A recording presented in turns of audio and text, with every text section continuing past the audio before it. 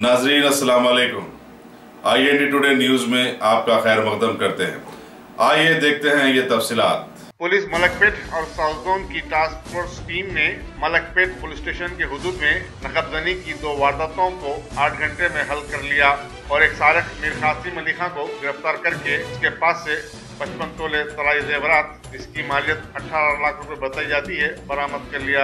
Deputy commissioner police ई zone S Ramesh ने आज media को बताया कि कासिम अली खां जो पेशे से इलेक्ट्रीशियन है, ऐश व इशरत की जिंदगी गुजारने तरक्की की वारदातें करने लगा। वो मसरूफा जेवरात सस्ती कीमत पर गुलजार हाउस के इलाके में सोने चांदी की दुकानात में फरोख्त कर देता था। मुलजिम को बाद अज़ां अदालत में पेश कर दिया गया।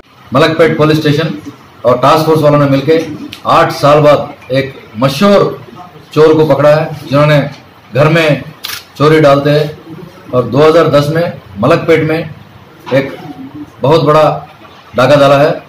उसके बाद मंगलहाट में भी डाला है जिसमें 1.5 किलो का सोना चुरा लिया उसने और मंगलहाट में 30 तोला का सोना चुरा लिया था। 2010 की ये क्राइम्स है। इसमें कासिम अली खां अलियास काजू अलियास सूर्याना ये बहुत मशहूर चोर है जिसको हमने साइंटिफिक एविडेंस के तहत पकड़ लिया।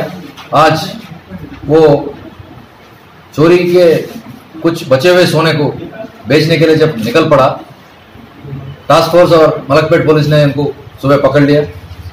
पकड़ के उसके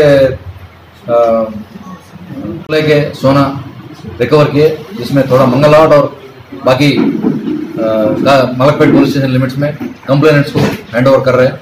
वो सब चीज़ कंप्लेनेंट्स आइडेंटिफाई भी किए और कंप्लेनेंट जो दिए जिसके घर में चोरी हुआ वो लोग बहुत खुश हुए ये सामान देख के कि पुलिस वाले 7 साल बाद भी या 8 साल बाद भी चोर को पकड़ के हमारे सामान हमको दिए।